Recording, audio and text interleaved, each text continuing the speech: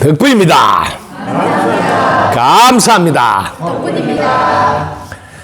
안사님께서 질문해 주셨습니다. 자, 우리 금강경에 보면 항아사 모래보다도 여러분 칠보로 보시한 것보다 무주상 보시, 즉 상을 내지 않고 보시하는 것이 훨씬 더 공덕이 많다. 즉 마르지 않은 샘과 같이 공덕이 나온다. 이런 귀절이 있는데 어떻게 하면 상을 내지 않고 보시를 할 수 있을까요? 사실은 여러분들이 이것만큼 쉬운 일이 없습니다. 먼저 박수 부탁드립니다.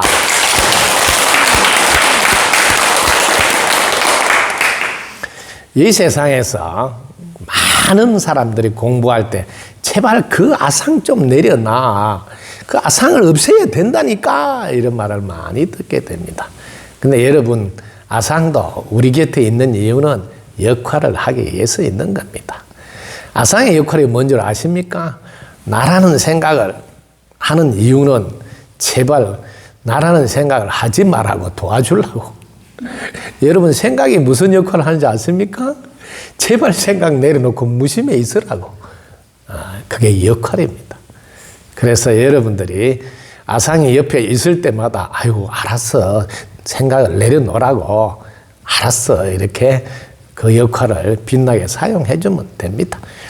여러분이 자신이 어떻게 존재하고 살아가는지를 알아보세요. 그럼 자신이 숨쉬고 먹으며 살아갈 때 하늘 땅 모든 인연들 도움 덕분에 살아가니, 이걸 딱 깨달아서 내 것이 된 사람은 어떤 경우도 덕분에 한다가 앞에 딱 나오기 때문에, 예를 들어서 여러분들이 뭐 부침개를 하나 만들어서 줬다. 그럼 내가 줬다는 분명히 있죠. 상대의 세계니까. 그러나 부침개 만들 때 누가 도와줬어요? 가스불이 도와주고, 부침개 만드는 그릇이 도와주고, 밀가루가 도와주고, 뭐 부침개 재료가 도와주고, 이거 뭐 뒤집는 거 도와주고, 뭐 전부 다 도와준 걸 그거 빼버리고 내가 했다 이러면 좀 그렇죠. 자기가 한 게 조금은 있겠죠. 그러니까 부침개 모양이 나왔으니까. 근데 최소한 우리가 자기가 한 게 뭐 51%라도 좀 반은 넘어야지 뭐 했다 해야 되지 않습니까? 그런데 뭐 겨우 1% 내가 뻥을 해서 이렇게 많이 해도 5%가 안 된다고 하잖아요. 체면 살려주려고. 사실 99% 이상 도움 받아서 하는 사람이 그거 내가 했다 이런 말을 하는 것 자체가 부끄럽지 않겠습니까? 몰랐을 때는 마음껏 해도 되지만. 그래서 저절로 됩니다. 상 없는 보시는. 왜? 상을 낼래야 낼 수가 없기 때문에. 그래서 입맛 뻥끗하면 덕분에 했습니다. 덕분에 합니다. 덕분에 잘 될 수밖에 없습니다 하고 관점이 이동되어져 있기 때문에 함이 없는 함. 그러나 반드시 받은 상대는 있습니다. 본인은 함이 없이 했지만 왜? 상대 세계라서. 그때 우리는 상 없는 나눔을 했다 이렇게. 즉 내가 나한테 한 거라서 그렇습니다.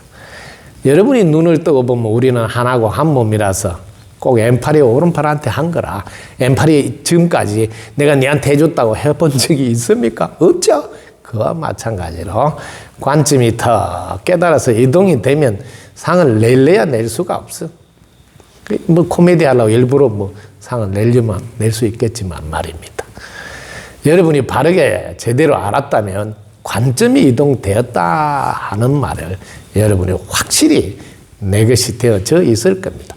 그럴 때는 내가 나한테 함이니 함이 없이 하는 것이다. 그래서 상은 낼래야 낼 수가 없다 하는 말이 저절로 여러분은 그래 맞아 이런 이야기로 다가올 것입니다. 자, 상 없는 법시 내가 자신을 바르게 알고 나니 저절로 되더라. 그래서 무량한 공덕이 나오고, 그래서 기본적으로 의식주 이런 거 걱정 하나도 안 하고 살 수가 있는 겁니다. 왜냐하면 공덕이 마르지 않는 셈이잖아요. 무심해서 한 생각 턱 내면 다 날라온다는 표현을 여러분이 확인할 수도 있을 겁니다.